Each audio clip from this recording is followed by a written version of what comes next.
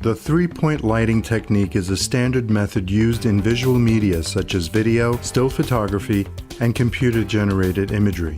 It is versatile and simple and forms the basis of most lighting schemes. This technique incorporates three lights: the key light, the fill light, and the backlight.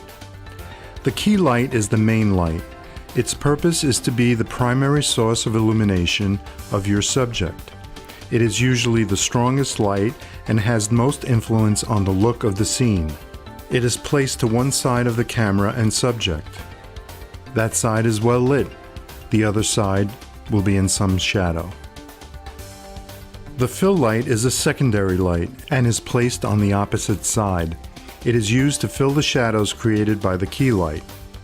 The fill light will usually be softer and less bright than the key light.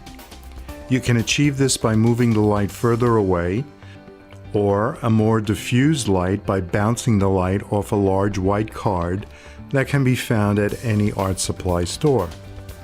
Bouncing light reflects the light back into the subject, but is not direct. In fact, it faces away from the subject.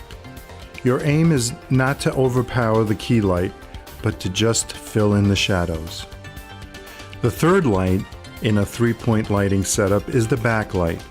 The backlight is also known as a rim light, hair light, or shoulder light, and is placed behind the subject and lights the subject from the rear.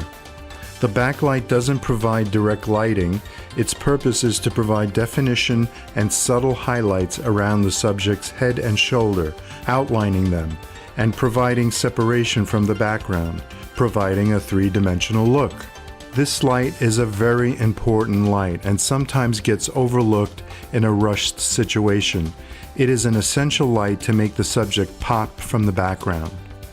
Sometimes you can do away with the fill light, if, for instance, you only have two lights, but one should always be the backlight. Be careful to avoid lens flare from the backlight by preventing the light from hitting the camera lens. If you have an additional light, you can use it to light up the background, especially if it is very dark. In this case, we turned on the available lights in the ceiling. You are not concerning yourself with a background light for this exercise. And now your guide will explain how to control and move the lights, so you can achieve a three-point lighting setup with the lights provided. When you have completed setting up the lights, take a snapshot and email it to assignments@videoproductionworld.com.